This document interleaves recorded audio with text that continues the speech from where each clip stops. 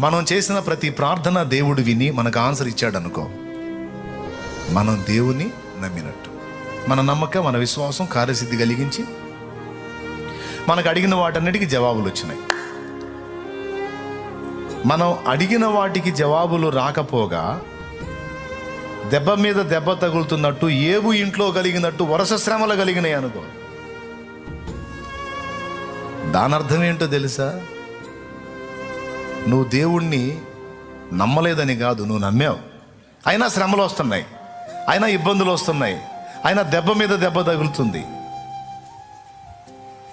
ఎందుకని? నేను దేవుణ్ణి నమ్మక ఇట్లా వస్తుంది అంటే, లేదు నమ్మావు. నువ్వు దేవుణ్ణి నమ్మటం సంగతి అటుంచి, ఇన్ని పరిశోధనలు నీకు వస్తున్నాయి అంటే నిన్ను దేవుడు నమ్మాడు.